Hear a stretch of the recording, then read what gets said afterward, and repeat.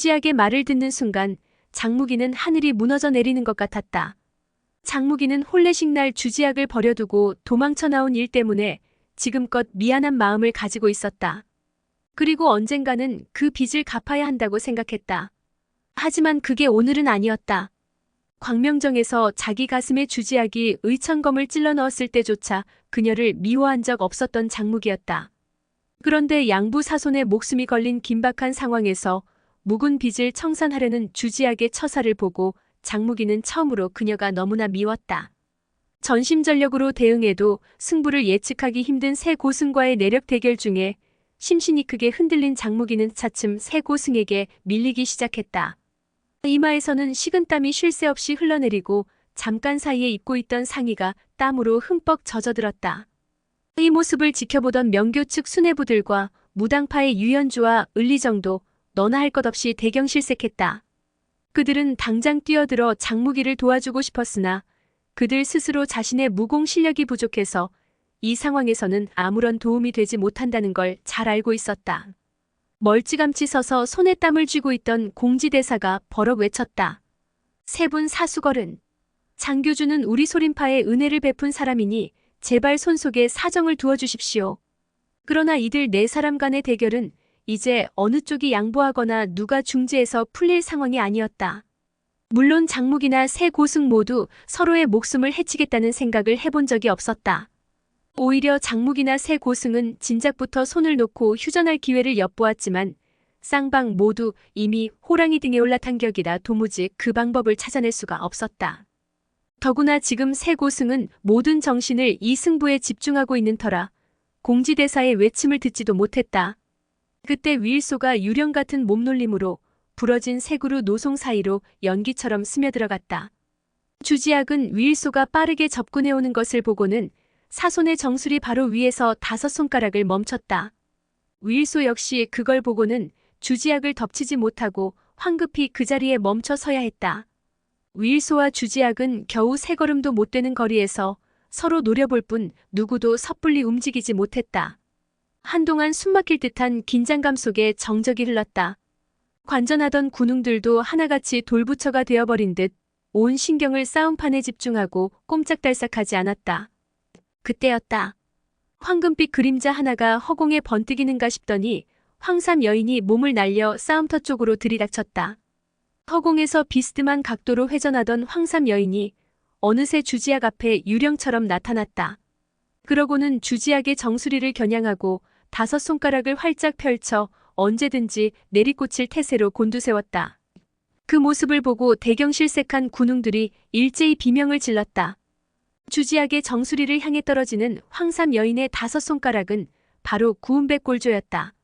주지학은 갑작스러운 황삼 여인의 기습에 사손의 정수리를 겨누고 있던 손을 뒤집어 내리꽂히는 황삼 여인의 손을 막아냈다. 그러자 두 여인의 구운백골조가 부딪히면서 충격음이 울려 퍼졌다. 그러고는 자리를 벗어나 치열하게 싸우기 시작했다. 황삼 여인 덕분에 양부 사손이 위기에서 벗어난 걸 본 장무기는 온갖 근심 걱정이 한꺼번에 사라졌다. 그러자 이내 정신을 내력 대결에 집중할 수 있게 되었다. 마음이 홀가분해지니 자연이 가진 내공을 모두 사용할 수 있었다. 네 사람은 또다시 막상막하의 대치 국면을 맞이하게 되었다. 전심전력으로 내력 대결을 펼치고 있는 새 고승은 갑작스레 장무기의 내공이 강해진 것을 느낄 수 있었다. 그런데 이상하게도 장무기는 팽창한 내공으로 자기들을 공격하지는 않고 단지 힘의 균형을 맞춰 여전히 수비만 하고 있었다. 내력 대결에서 쉽게 힘을 거두지 못하는 이유는 상대방을 믿지 못하기 때문이다. 만약 자기네들은 힘을 거뒀는데 상대는 힘을 거두지 않는다면 힘을 거둔 쪽이 치명상을 입게 된다. 그 때문에 한번 시작한 내력 대결을 멈추기 힘든 것이다.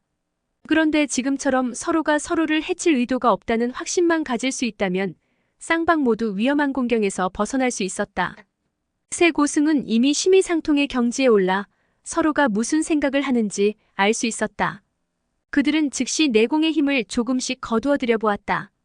그러자 장무기 역시 그만큼 공력을 거두어들였다. 그제야 새 고승은 확신을 가지고 조금씩 공력을 줄였고 장무기 역시 균형을 맞춰 공력을 조금씩 줄여나갔다.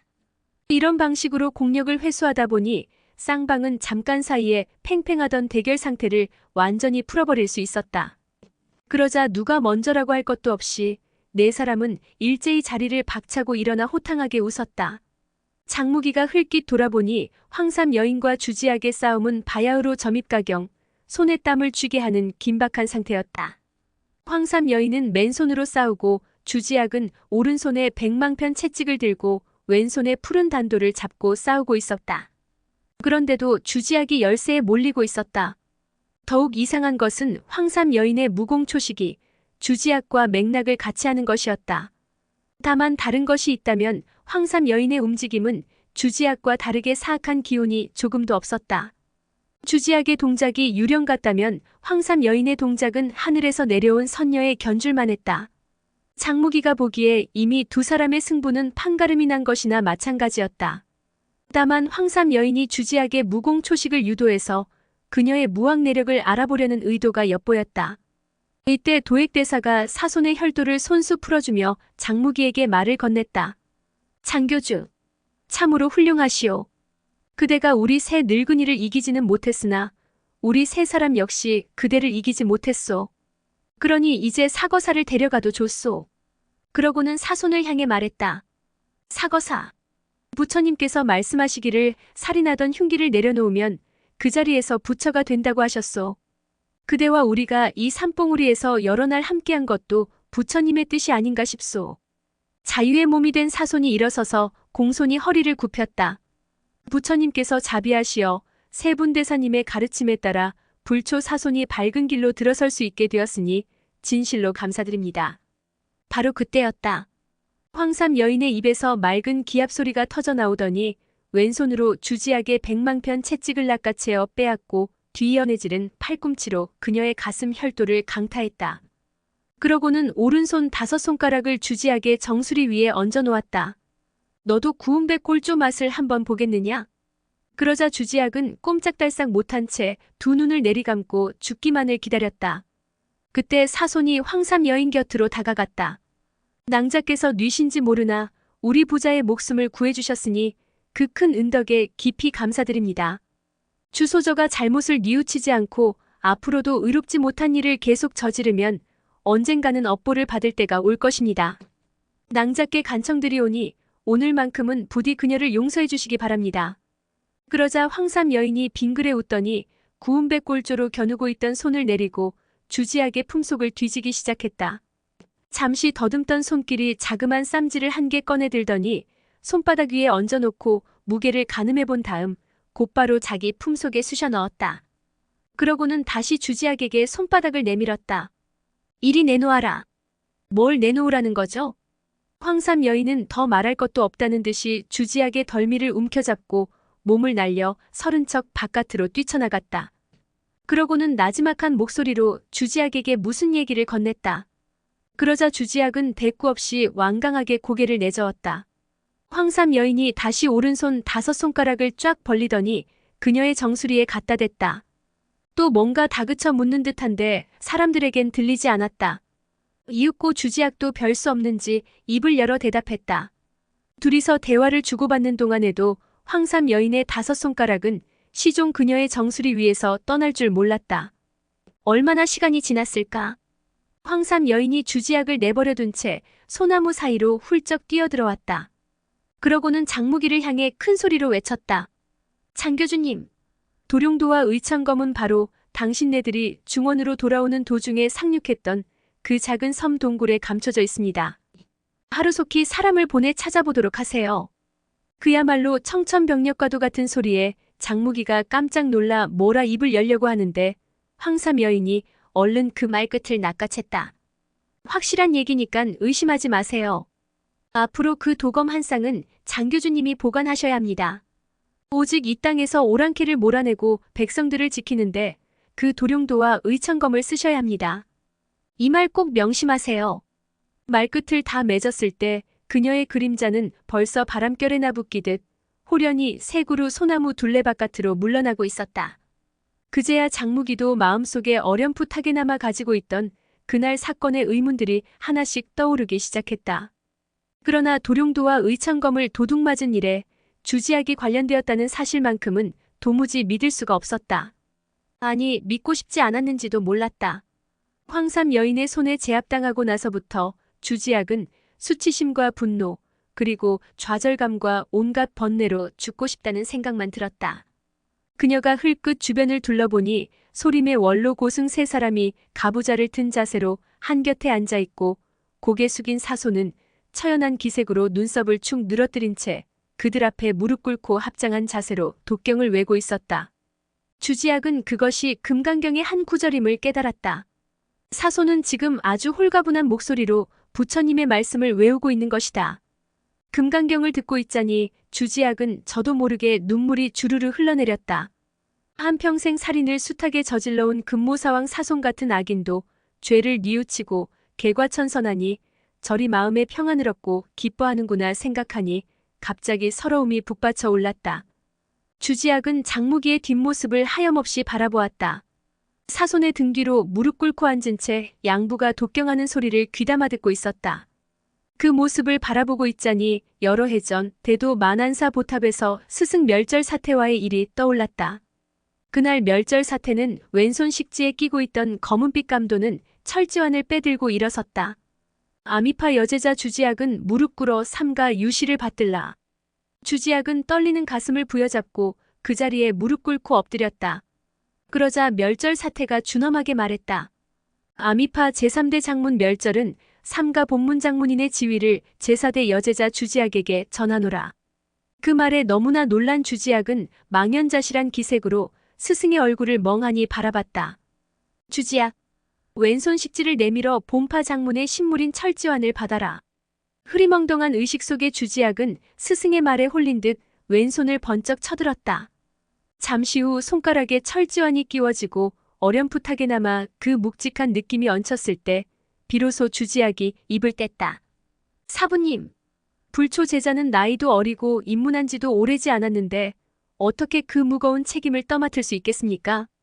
제발 분부를 거두어 주십시오. 떨리는 목소리로 여기까지 말하고 났을 때 주지학은 스승의 두 다리를 부여안고 소리내어 울음을 터뜨렸다. 그러자 멸절 사태가 매서운 어조로 꾸짖었다. 못된 것, 네가 감히 사존의 명을 거역할 셈이냐?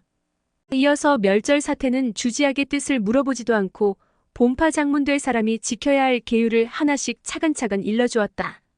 놀랍게도 스승의 말과 행동에는 후사를 당부하려는 의도가 담겨 있었다. 주지학은 그런 스승의 모습에 덜컥 겁이 나서 다시 한번 못한다고 앙탈을 부렸다.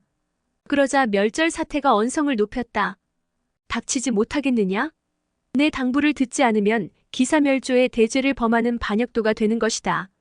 그러고는 주지학을 부축해 일으키더니 부드러운 목소리로 바꿨다. 지학아, 내가 네 사저들에게 장문의 지위를 넘기지 않고 너한테 떠맡기는 것은 너를 편애해서가 아니다. 우리 아미파는 역대로 여인들이 주체가 되어 왔을 뿐 아니라 장문 될 사람은 모름지기 무공 실력이 탁월해야 한다. 그래야 영웅호걸이 들끓는 무림계에서도 스스로 문파를 지킬 수 있기 때문이다. 그러자 주지학이 대꾸했다. 보잘것없는 제 무공 실력이 어찌 사저들의 수준에 미칠 수 있단 말씀입니까? 그러자 멸절 사태가 희미하게 웃음기를 띄었다. 그 아이들의 성취에는 한계가 있다. 지금의 경지에 가까스로 이르기는 했지만 여기서 더는 크게 진전을 볼 수 없단 말이다. 그것은 억지로 추구한다고 해서 될 일이 아니란다.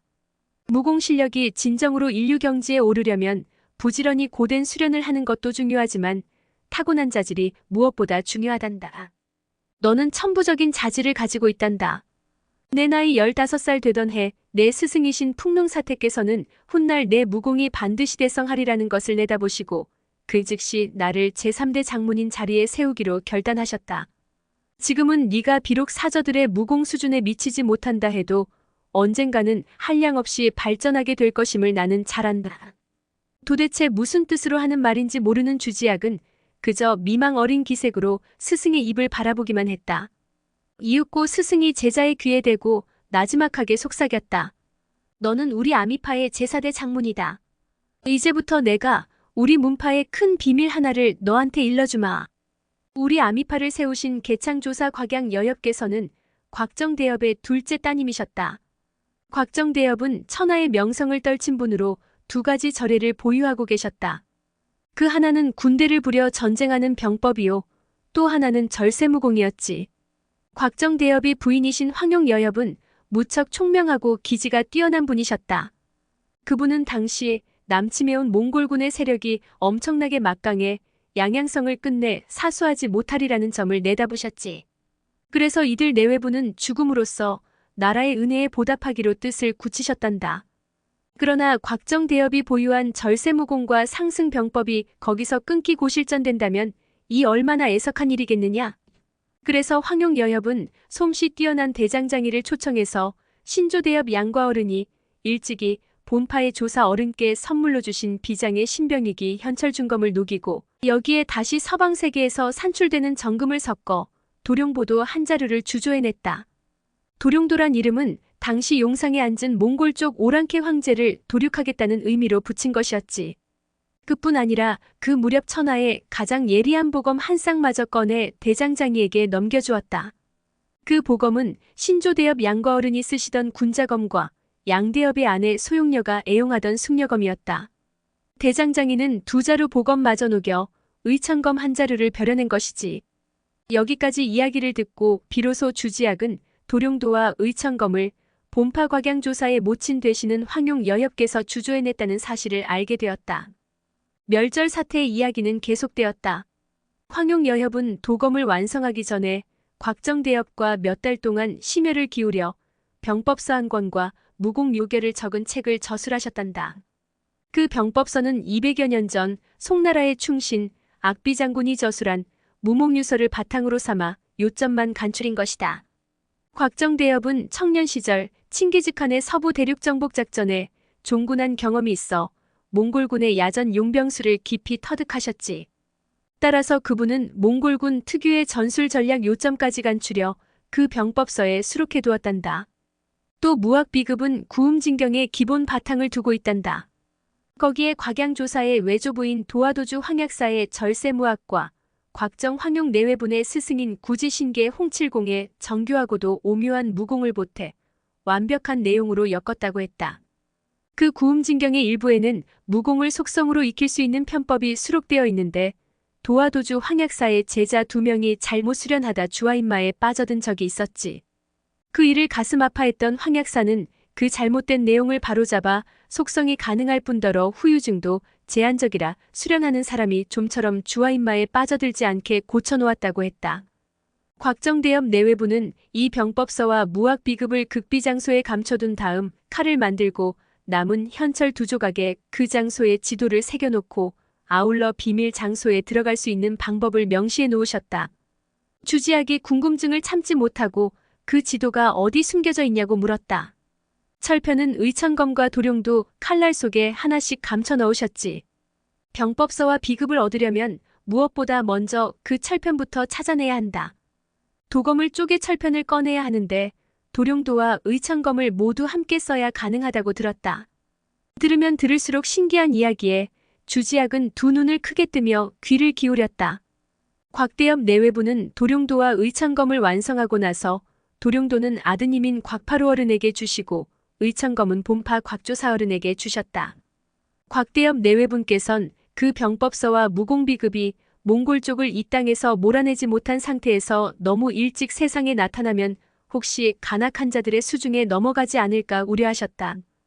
그래서 병법서와 무공비급을 직접 아드님과 따님에게 물려주지 않고 번거롭게 비밀 장소에 감춰두었다고 들었다. 멸절 사태는 목소리를 더욱 낮추고 주지학의 귓가에 입을 더 가까이 갖다 대며 아주 천천히 말을 이었다. 도룡도의 칼날은 현철로 주조한 것이어서 훼손하기가 거의 불가능하지만 칼등에서 칼자루로 옮겨가는 칼바지까지 자로 재어 꼭 7치되는 부분을 의천검 칼자루에서 꼭 7치되는 부분의 칼날로 조심스럽게 천천히 가로 썰면 도룡도의 칼등과 의천검의 몸통에 톱니자국이 드러나게 되어 있지. 그 톱니자국 두 군데를 톱질하듯 마주 비벼대면 도룡도의 칼등과 의천검의 칼날에 쪼개지는 틈이 나타나고 지도와 장소를 새겨놓은 현철 두 조각이 떨어져 나온다고 했다. 잠시 뜸을 들인 멸절 사태가 말을 이었다. 양양성이 함락되던 날 곽대엽 부부는 아들 곽파루와 함께 순국하고 도룡도는 행방불명이 되었다. 훗날 아미파를 세운 곽양조사는 당시 사천 지방 서쪽에 계셨기 때문에 부모님과 남동생을 구할 수 없었지. 그때부터 100년 동안 강호 무림계의 풍파가 자주 일면서 그 한 쌍의 도검 역시 주인을 몇 차례나 바꿔야 했다.